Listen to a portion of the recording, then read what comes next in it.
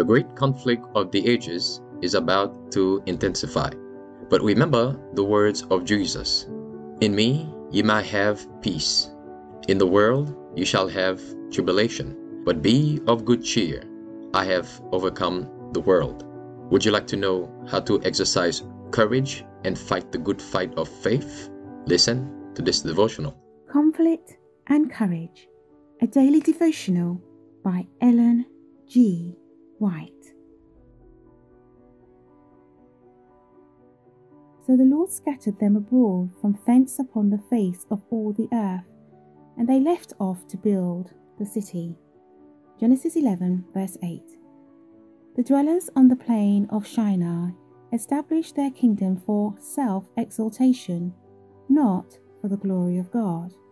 Had they succeeded, a mighty power would have borne sway, banishing righteousness and inaugurating a new religion.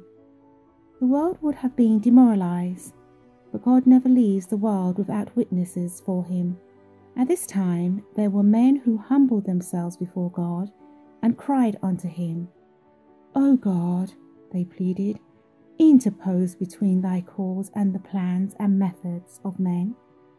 When the tower had been partially completed, a portion of it was occupied as a dwelling place for the builders. Other apartments, splendidly furnished and adorned, were devoted to their idols. Suddenly, the work that had been advancing so prosperously was checked. Angels were sent to bring to naught the purpose of the builders. The tower had reached a lofty height, and it was impossible for workmen at the top to communicate directly with those at the base.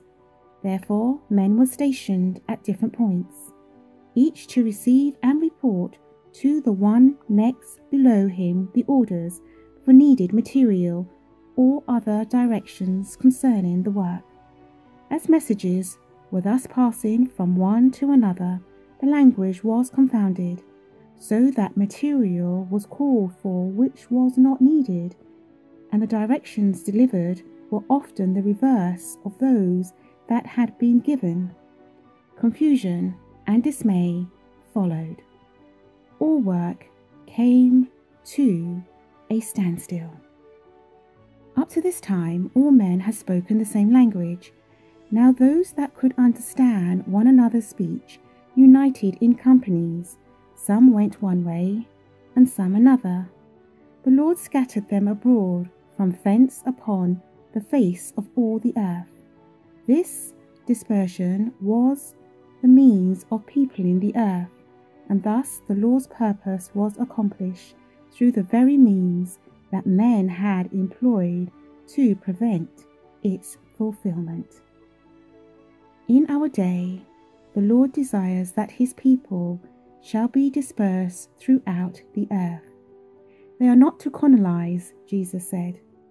Go ye into the world and preach the gospel to every creature. Mark 16, verse 15.